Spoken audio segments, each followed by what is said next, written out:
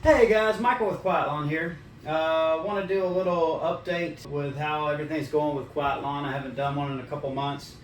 I know we were talking about some cash flow issues we were dealing with in June and July. Luckily, we've improved with that. Big help was getting the employee retention credits. That really helped out a lot. Another thing, like I said, we started doing some mulch jobs, landscaping, and brought in some decent revenue from that. So that kind of helped our cash flow during that time of the year that is normally a cash flow crunch. But I've still been busy with my other business. I've had to divert a lot of my attention to it. I have a martial arts school, a Muay Thai kickboxing school called Crush Kickboxing. I opened it with a partner about a year ago, and he was going to be the head instructor, and he was for the first 5 or 6 months. And I was kind of just the business side of it, and I helped. I was the assistant instructor, part-time instructor. But we weren't making any money. I understand that's normal part of building a business, but he didn't understand that, not having any business experience. So, he kind of left to go do other things about 6 months in, and that was at the beginning of this year. So that kind of left the business in my lap. So I had to step in and kind of take over that business and be a full-time instructor and grow that business. So my attention has been largely on Crush Kickboxing this year. Luckily, we have a good team with Quiet Lawn, Ibrahim and the guys, and Paul, and all the other guys. They've been doing a great job to keep everything running with Quiet Lawn.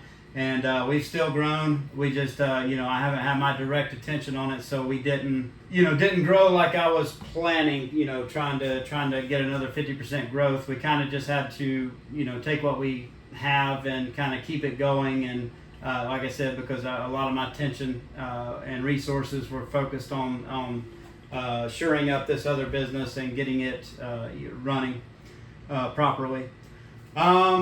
We are still adding pest control. I've actually taken all my tests, got the licenses to add structural pest control to our services. I'm going up to Virginia this week, tomorrow night. I'm going up there to spend a few days with a friend of mine that has a pest control business up there in Virginia, and he's going to let me ride around with him for a few days, and he's going to teach me how to do perimeter pest control, just general pest control. That's all we're offering. We're not going to offer, we're not doing like bed bugs and all this termite work and all this stuff. Maybe as we progress, and we get into it more. But there's a lot of complication to that. There's a lot of knowledge you need. Really, all we're going to be doing is preventative treatments. We're going to visit properties on a bi-monthly or a quarterly basis, and we're treating around the outside perimeter, knocking down cobwebs and stuff on the outside, and only going inside the house if there's a specific issue. So that's what we're going to be doing. I'm sure a lot of you be asking, are we going to be using organic pesticides? Not for the most part, simply because all the feedback I get from people in the pest control industry is that, one, they're not nearly as effective. Two, they don't last very long, so they only last like every maybe a few weeks. So you'd have to visit the property on a monthly basis.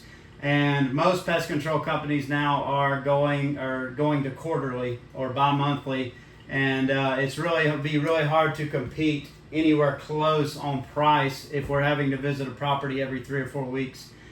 So we are going to be doing, we're going to be using pesticides. We're going to use organic or natural stuff where we can, like mosquito control, certain ant baits, stuff that we use outside. We'll use what we can. But, you gotta, we also have to run a business and grow a business and offer something that's going to be effective for the customers. So that's what we're going to be doing. We will advertise it as safer for the family, pets and family, because, the whole goal of this is to keep the chemicals out of the house.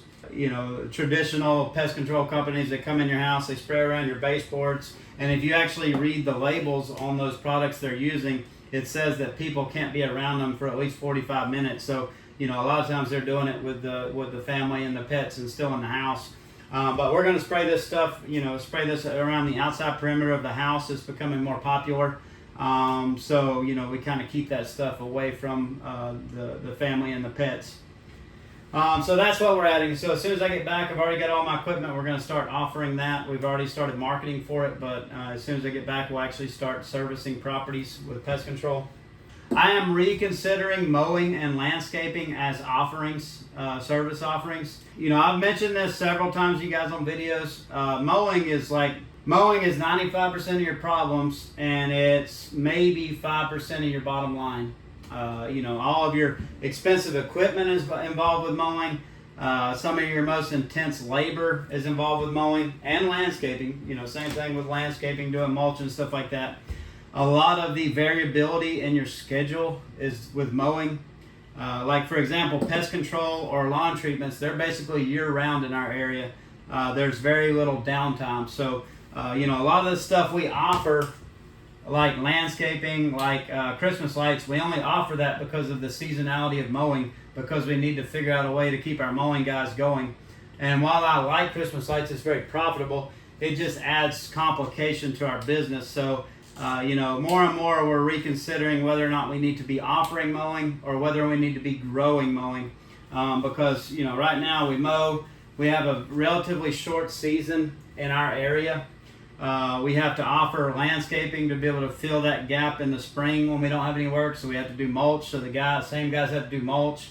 We have to offer Christmas lights in the fall because, we need to keep the guys working then. And it's just this whole big complicated machine based around one service that is not that profitable anyways. And, it tends to wear guys out much quicker than anything else. So the reason I keep mowing around, and I've told you guys this, is that I think there are changes in technology, particularly robotics, that are coming within the next 5 years or so that are going to make mowing much more appealing. Especially when we get a mower that can basically replace a crew member, and I can have, a 30-inch or 42-inch robotic mower that hops on the back of the Prius, and my guy drives it around the properties. He gets out, the mower starts mowing the property, and he starts doing the trimming and edging and blowing. That's where mowing starts to be a lot more appealing, because you can start to get a much higher profit margin, and you can start to get rid of some of the harder parts of that job, like push mowing and stuff like that. But that stuff's not here, and I'm reconsidering whether or not I want to deal with the hassle for the next few years, or however long that is, until that becomes reality. And this is really specific to our area. When I start to open locations in like Florida or up north where we have a much longer mowing season, it's a whole different thing, and I would consider it. But I've talked about before, we're in a pretty tough geographical area. Like our guys are only getting like 17 weeks of cuts a year, and it's just not worth, it's just such a hassle to keep that going.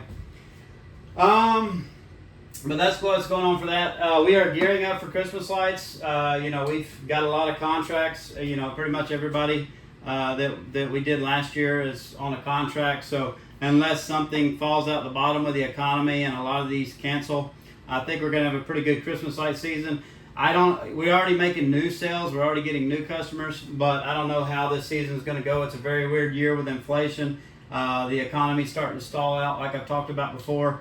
The real estate market's stalled out, and the prices are starting to drop, at least in our area. So I anticipate some real turbulence over the next year or two. So I hope this Christmas light season will be good, but I don't know how that's going to go, especially with the average family spending $700 more a month right now because of inflation over what they were spending last year. But we'll see. Our revenue is, even though I haven't put much attention into Quiet Lawn, our revenue is still on track to meet or beat what we did last year.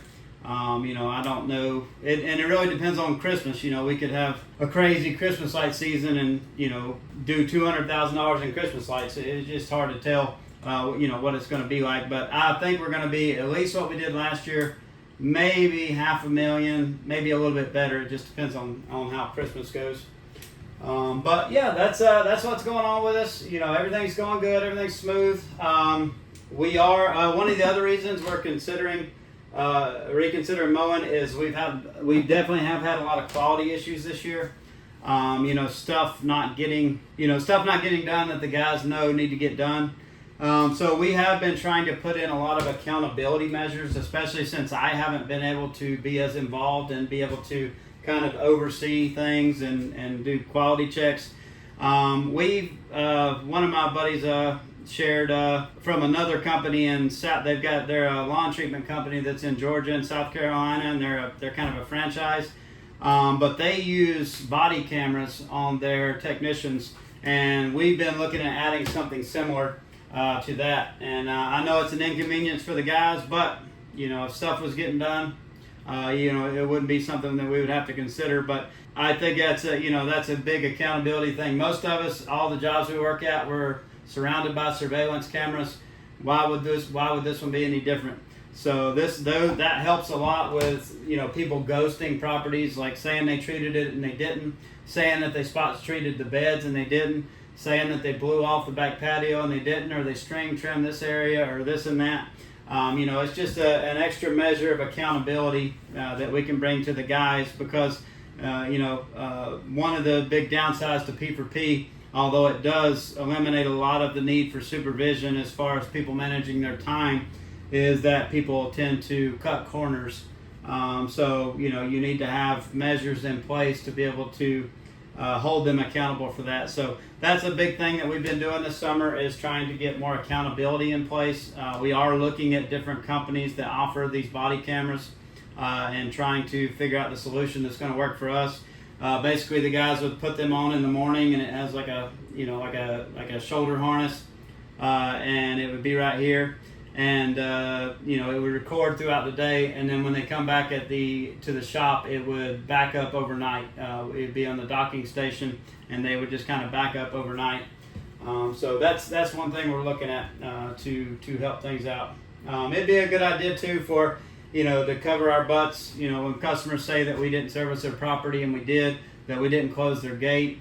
That our guys get injured or they break something. It's just overall accountability for us and for the customer. But anyways, thanks for watching. I'd love to hear how it's going with your businesses. I'd love to hear the challenges you guys are having, like us. But I appreciate you all watching, and look forward to talking to you in the next one.